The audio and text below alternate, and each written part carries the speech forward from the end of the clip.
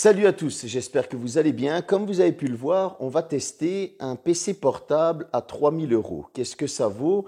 Ça va être un test un peu différent pour la simple et bonne raison que déjà de 1, c'est mon premier test de PC. De 2, je préfère le faire en mode avis utilisateur lambda, donc vous donner un retour comme si je voulais m'acheter un PC portable. Ça, ce sera tout de suite après le générique, mais avant ça, je vais vous demander de me mettre un like, de vous abonner, d'activer la petite cloche. Et oui, vous le savez, je n'ai pas le choix parce que sinon, ça ne fait pas monter la chaîne. Allez, je vous envoie le générique.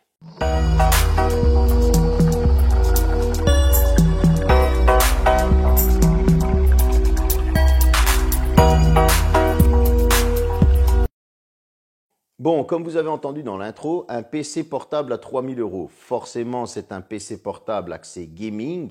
C'est le Lenovo Legion 7 de 6e génération. Qu'est-ce qu'il nous propose? Les specs, je vais vous les dire tout au long de la vidéo. Et oui, cette fois-ci, vous ne l'aurez pas en début parce que pour une question de watch time, parce que sinon, je sais que c'est salopard, mais j'en ai besoin pour faire grandir la chaîne aussi, vous le savez. Mais voilà, vous inquiétez pas, la vidéo ne sera pas trop longue parce que je vais tourner cette vidéo d'une manière un peu différente. C'est pas réellement un test, je vais vous donner un avis comme un utilisateur, comme si j'étais un acheteur qui veut s'acheter un PC portable gaming.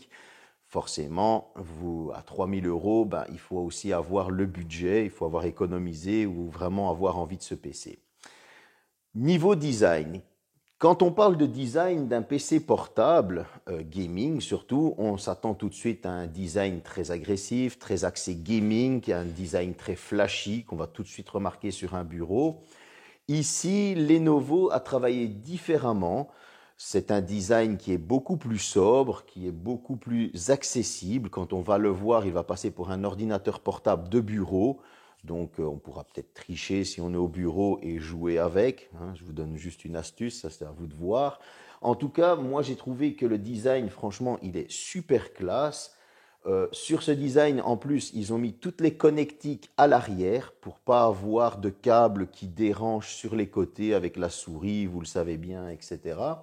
Donc sur le côté droit, on retrouvera un port USB type C et un petit switch pour couper la caméra, tandis que sur le port gauche, on retrouvera un USB type C avec la prise jack pour le casque. Donc voilà, jusque-là, on est dans la sobriété. Sur l'arrière, là par contre, on va retrouver 3 ports USB, un port USB PD, un port HDMI, et attention, c'est quand même du 2.0, donc c'est pas rien, et de quoi le brancher au courant, évidemment, avec une alimentation, on en parlera plus tard, et de sa batterie. On aura aussi de quoi le brancher à l'Internet, même s'il a du Wi-Fi, mais bon, vous le savez, pour ceux qui jouent en ligne, il faut toujours brancher en filaire, c'est toujours beaucoup plus stable. Niveau connectivité, tant qu'on est sur l'Internet, c'est du Bluetooth 5.1. Alors, ce n'est pas une option qui est payante. Il a le Bluetooth 5.0 de base. Vous pouvez passer en 5.1. Donc voilà, moi je vous conseille de la prendre si vous prenez ce PC portable parce que l'option est gratuite. Toujours concernant le design, vous allez avoir le pavé tactile qui est là. Vous allez avoir le pavé numérique en plus dans le clavier. Clavier qui est RGB, donc c'est un clavier qu'on va pouvoir choisir la couleur. Il y a du bleu, il y a les touches qui s'allument un peu à la fois. Vous allez avoir un bord rouge, un bord bleu. Vous allez avoir ce clavier qui s'allume différemment, qui est multicolore. Alors, petit aparté sur ce clavier, c'est un clavier Corsair. Et oui, c'est pas rien parce qu'on a du bon matos. On va avoir une dalle IPS. C'est vrai qu'on aurait pu avoir de l'OLED. Là, ici, ce sera une dalle IPS en 16 pouces. Alors, 16 pouces, personnellement, je trouve que quand on a un 15 pouces, c'est trop petit. Quand on a un 17 pouces, c'est trop grand à transporter. Alors que le 16 pouces, c'est vraiment au milieu des deux, forcément, parce que c'est le chiffre 16, vous allez me dire. Mais en fait, je trouve que c'est vraiment le juste milieu qu'il y a et qui est le plus utile, en fait. J'avais jamais eu 16 pouces, j'ai toujours eu 15 pouces ou 17 pouces. Et en fait, le 16 pouces, c'est vraiment un écran passe-partout. Donc la taille du PC, elle est vraiment tip-top. C'est pas trop exagéré, c'est pas trop petit. C'est agréable en jeu, j'ai quand même assez été surpris. Revenons-en à l'écran. C'est du WQXGA, donc en 2560 par 1600. C'est une dalle IPS, comme je vous disais, 16 pouces. On a de l'HDR 400. Il a une luminosité de 500 nits. Bon, jusque-là, ce n'est pas un écran tactile. C'est un anti-reflet par contre, donc ça c'est aussi très intéressant parce que lorsqu'on va jouer avec la lumière du jour qui pourrait nous gêner, tout ça, là, il n'y aura pas de reflet. Et alors, chose très importante, c'est du 165 Hz, donc on peut monter en taux de rafraîchissement jusqu'à 165, et ça c'est juste génial. Cet écran en plus, comme vous pouvez le remarquer, il est borderless, quasi borderless, parce que bon, ça se compte vraiment en quelques millimètres sur les bords de l'écran, donc personnellement, j'ai été conquis par cet écran. Le seul petit défaut, comme je vous disais, c'est une dalle IPS. On aurait aimé une dalle OLED. Toujours concernant cet écran, on va retrouver une webcam intégrée. Bon, là par contre, c'est une webcam 720p, donc c'est de la HD. L'image est quand même correcte. Il y a un microphone intégré, forcément, vous vous en doutez. Je vous envoie l'image tout de suite. Bon, ici, c'est un petit test avec la caméra webcam du Lenovo Legion i7. Je trouve que la qualité est quand même pas mal pour du 720p. Comme vous avez pu le voir, concernant la webcam, l'image est assez correcte. On est filmé, bon, on pourra faire un peu de streaming. Maintenant, forcément, si vous voulez vraiment avoir une top qualité pour du Twitch, etc., il faudra penser à acheter une petite caméra webcam ou caméra externe avec de la Full HD ou de la 4K, ça c'est à vous de voir. En tout cas, voilà, pour de la visioconférence, c'est ça, elle fait clairement le taf. Maintenant, pour le son, le PC est équipé d'Harman Kardon. Alors, beaucoup de gens connaissent. Pour ceux qui ne connaissent pas, c'est une très grande marque de fabricants de haut-parleurs, enceintes et tout ce qui touche au son. D'ailleurs, je peux vous dire que tout ce qui est BMW en gros modèle, donc en modèle luxe, est équipé d'Harman Kardon. Personnellement, j'ai pas été déçu du son non plus. Il y a un très très très bon son. Je vous envoie un extrait tout de suite avec une musique libre de droit.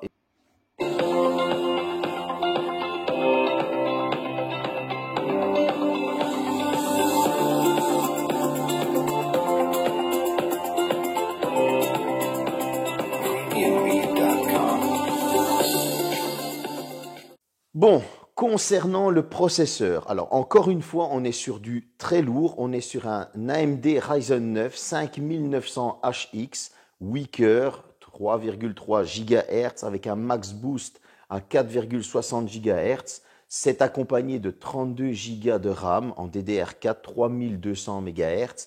Donc voilà, comme vous le voyez, on n'est pas volé. Le prix se justifie de plus en plus quand on voit qu'est-ce qu'on nous propose comme matériel, et j'ai pas encore fini. On va partir sur le stockage. Alors, niveau stockage, on est sur du SSD NVMe 2 fois 1 Teraoctet, parce que vous le savez, les jeux, ça prend énormément de place et il faut pouvoir les stocker. Les SSD, c'est très rapide au niveau du traitement des données, donc on va en avoir besoin pour le gaming. Le démarrage du PC est déjà fulgurant. En jeu, les jeux démarrent très très vite. J'ai eu aucun lag, vous le verrez un petit peu tout à l'heure. J'ai essayé plusieurs sortes de jeux.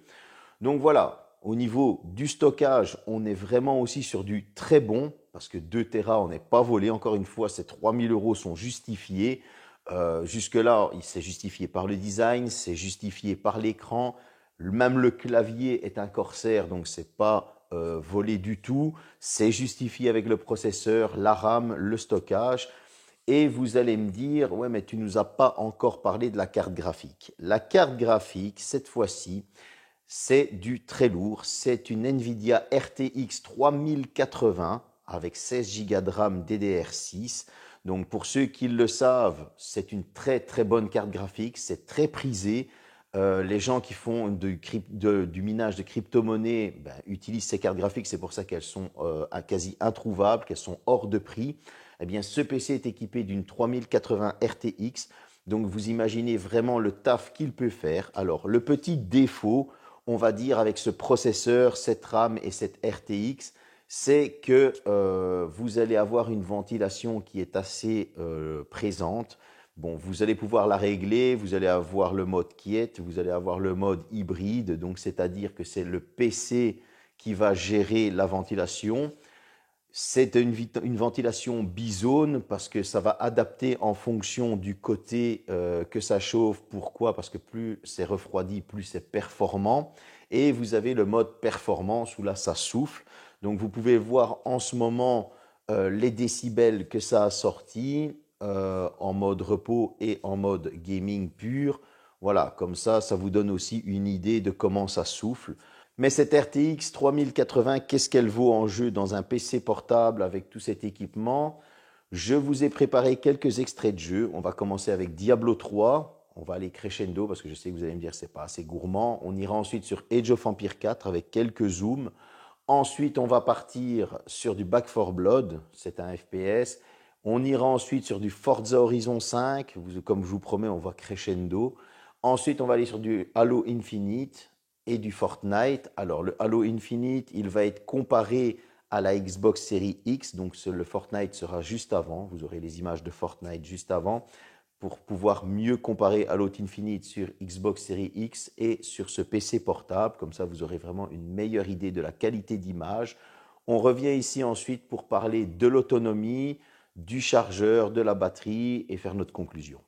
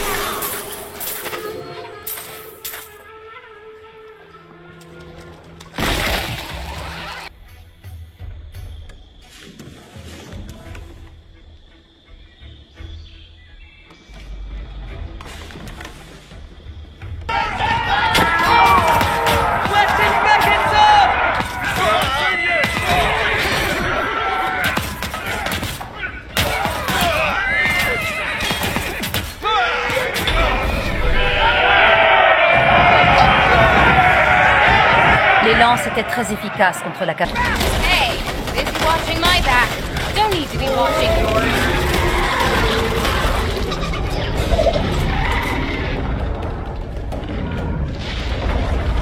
Can't get here. What the fuck was that?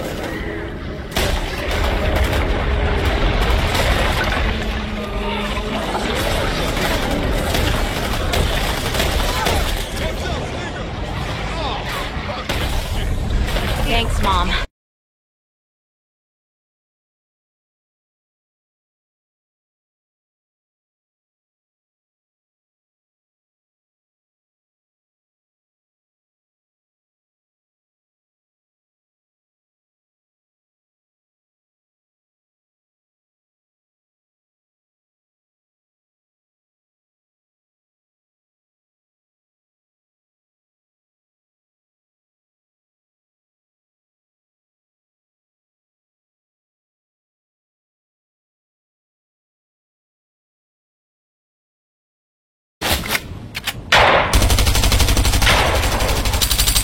Ok, mort.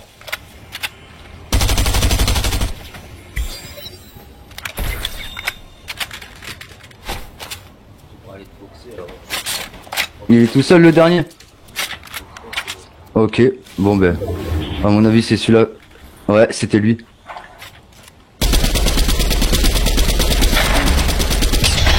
Allez, GG!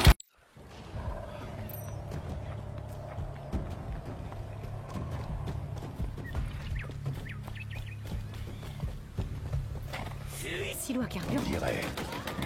Alors, qu'est-ce que vous comptez faire? Les contrariés. Bien. Vous devez d'abord lever manuellement chacun des silos.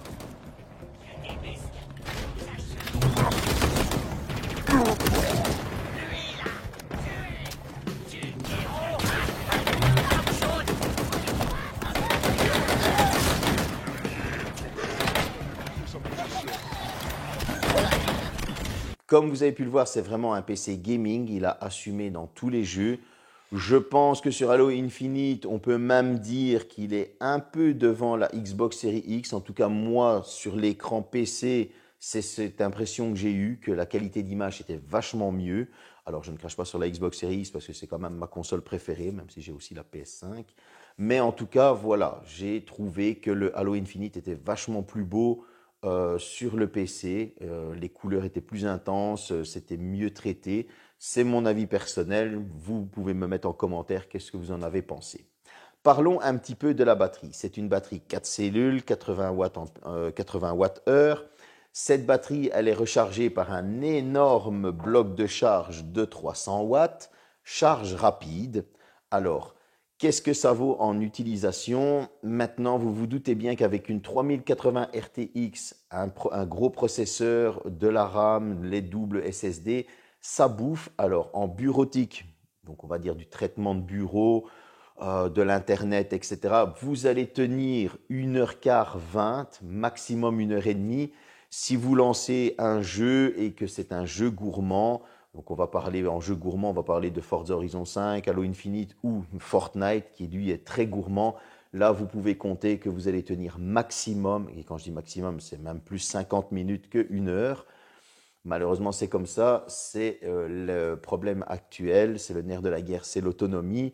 Bon, 1 heure de jeu sur batterie, c'est déjà pas mal du tout. Pour ma conclusion, comme je vous avais dit, je n'ai pas fait réellement un test. Alors, ce PC a aussi plein d'avantages parce qu'il a l'application Legion Vintage, donc qui va pouvoir vous donner toutes les données de votre PC, etc., etc. C'est fourni avec.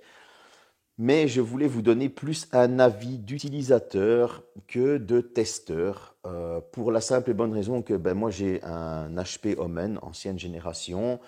Je ne peux pas me permettre d'avoir un PC fixe pour le moment. Déjà de un, parce que c'est sûrement pas avec YouTube que je vais vivre, que ce que je bosse, je l'investis pour mes vidéos. Et en tout cas, je cherche un PC portable qui va pouvoir faire du traitement pour mes vidéos et en même temps pouvoir me donner du gaming. Et je trouve que ce PC est juste topissime. Alors oui, il a quelques défauts. On pourra dire, dans les défauts, je viens de le citer, la batterie, parce que l'autonomie est assez courte, mais ce n'est que justice avec la RTX 3080, il faut rester logique. On va dire, dans un autre défaut, j'aurais aimé une caméra Full HD et pas une caméra HD, et malheureusement, dans les options, on ne peut pas le changer. Une Full HD aurait été vraiment top. Alors, cette caméra est fixée à l'écran. Un écran LED ou OLED aurait permis d'économiser un peu de batterie. On aurait eu des noirs un peu plus profonds. Voilà, ça, c'est les défauts que j'ai trouvés. Oui, maintenant, on pourra dire que le Bluetooth, c'est du 5.1. On aurait pu mettre du 5.2. Mais voilà, c'est un détail. Maintenant, au niveau qualité. Les qualités de finition sont juste magnifiques. Le PC est passe-partout. Au niveau du son, le son du PC est juste énorme. C'est une qualité de son que franchement j'ai rarement entendue sur un PC portable. Vous allez vraiment avoir cette sensation de son comme si vous aviez un kit d'enceinte. Donc franchement au niveau du son c'est top. Autre qualité, maintenant on va rajouter ce processeur, ce Ryzen 9 qui n'est clairement pas de la merde. C'est vraiment un très très bon processeur. Ce PC est suréquipé au niveau stockage aussi avec ses 2 téraoctets. Et alors cette 3080 RTX qui fait amplement le travail, cet écran qui est 165 Hz avec ses 500 nits de luminosité, de la HDR 400. Je veux dire, voilà, les qualités de ce PC ne manquent pas. Pour 3000 €, précisément 2975 hors option, parce que vous avez aussi des options avec les différents Windows, Microsoft Office, etc., que vous allez pouvoir vous rajouter. On n'est vraiment, vraiment pas volé. C'est une belle bête de course qui va pouvoir tenir un certain temps, qui va pouvoir faire tourner pas mal de jeux, pas tenir, mais tourner, désolé.